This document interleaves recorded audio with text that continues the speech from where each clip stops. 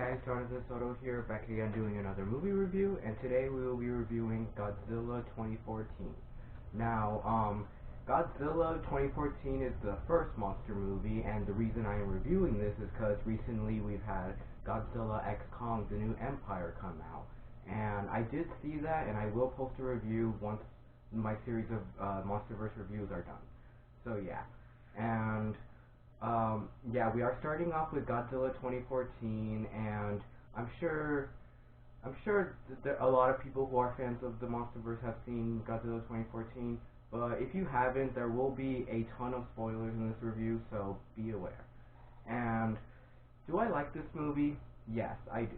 I love this movie, honestly. Like, I'm gonna be completely honest here. This is actually my favorite MonsterVerse movie in this new series of movies, a new series of Godzilla movies. Yeah, and yeah, this is easily the best one, because this is easily like the best made one, because like this movie has a bunch of like great cinematography, great characters, great story, great scenery. Like, this movie is amazing. Like, I really don't get like why some people like hate on this movie. I mean, I can kind of see why, because Godzilla, like, a lot of people like to give shit to this movie that Godzilla's barely in this movie, and I can kind of understand with that, but I don't like care that Godzilla barely has any screen time in this movie. Like, I don't care. Like, that, like, if Godzilla's not in this movie much, at least it has a cohesive story, great characters you care about to make this movie go better. And this movie does flow quite well, I would say. And yeah, like, it has like a cooler monster than Godzilla too, the Mutos. I mean, are they cooler than Godzilla? I mean, I don't know if they're cooler than him, but they're really cool though. I love the Mutos in this movie.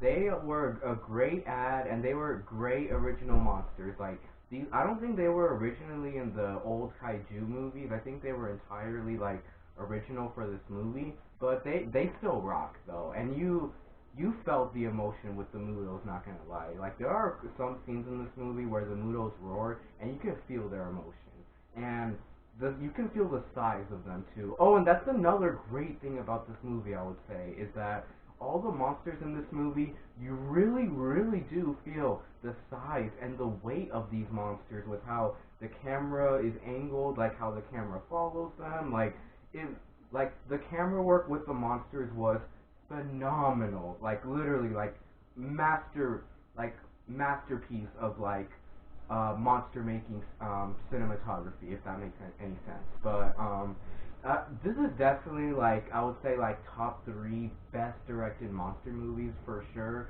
because of that. So yeah, I'll talk a little bit more about the shots as I talk more about the movie, but this movie does have a lot of jaw-dropping shots. So what was I gonna say? Anything? What else should I say before I get on to the characters? And I've seen some people complain that this movie looks too dark. Watch this movie during nighttime with all the lights off, and it looks way better, and on 4K. So what was I gonna say? Okay, now let's get on to the characters. Yeah, this is a good time to get to the characters. The characters in this movie are pretty good, I would say. A lot of people will say that they're not, like, very interesting. I mean, there is, like, 2 or 3 characters in this movie that I would say are very interesting, not gonna lie. And especially, like, my number 1 favorite character in this movie. And my number 1 favorite character of the whole series, not gonna lie. Of the whole MonsterVerse, and that is the dad. I forgot his name. Shit, how did I forget his name? The dad in this movie, the one that loses his wife in the beginning, the one played by Bryan Cranston. What was his name again? I think it was something with Ford or something like. Oh no, Ford was the son's name. Yeah, I think that was the son's name, was Ford. I'm trying to remember what the dad's name was. Shit, why can't I remember it? Okay, yeah, I can't remember it, but he was definitely the best character of the movie. Like, you really felt his emotion in the first act, and I would definitely say the first and third act were, excuse me, just say food right now, but I would say the first and the third act were amazing. Like they were spot on. I would even say perfect. Not gonna lie, the first and third act they were honestly perfect. Like you really did feel those acts. The second act was good. It was great actually, but I felt like it was a little wonky at times and it wasn't paced as well. You know what I mean? But the second act was still great though. Don't get me wrong. But the first act though, you really feel the emotion with the dad, cause in the beginning of the movie he's a scientist and he's like working on this project and then it totally goes out of hand and his wife gets trapped in the toxic smoke room or whatever. And yeah, she gets trapped in there and then the whole facility explodes. Yeah.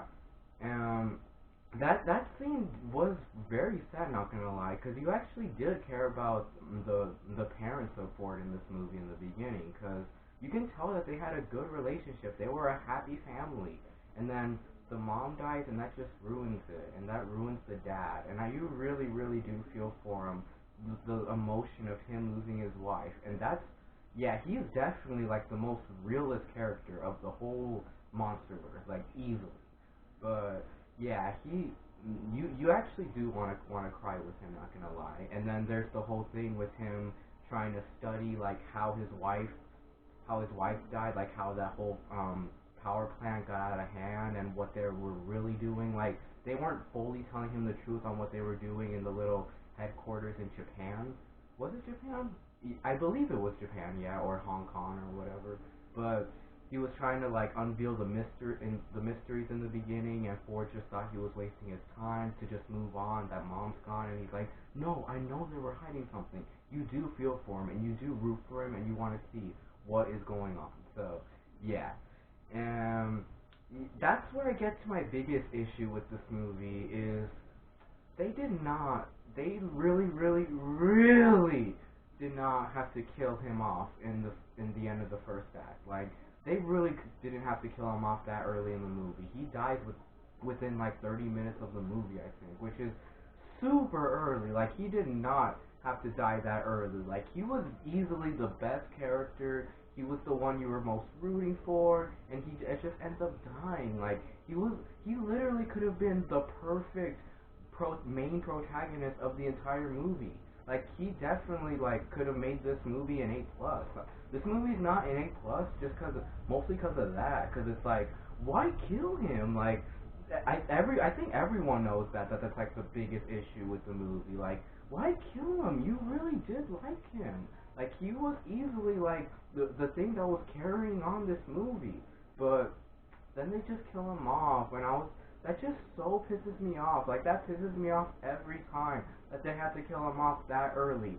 If this was like a father and son movie, like them going through this adventure with the Mutos and Godzilla, this would have been like literally like the best Godzilla movie ever if they kept him alive. Like this would have been better than -1. So yeah, I mean, would I say it would have been better than -1? I don't know about that, but I'll have to rethink that though. But this is definitely like I would say my second favorite Godzilla movie, right next to -1. So yeah. Anything else I should say about this movie? Anything else? Oh, and I might review Godzilla. I think I will actually. I probably will review Godzilla -1 with this series of Godzilla movies that I'm doing. But uh, all right, let's get on to the next character now. Like the dad character, he was great, but now let's get on to Ford. He was a great character too. I do really like Ford in this movie. He's kind of a bit of like a like a step down from the dad, but he was still cool though. Like he was still cool, but he wasn't as interesting, you know? Like his story, I mean, he had a cool story with like him having a family and he's trying to serve his country, and he does do some really heroic things in this movie. I would say some really cool things, and I do like him a lot for that. And he basically like saved the world, which I'll get to at the end.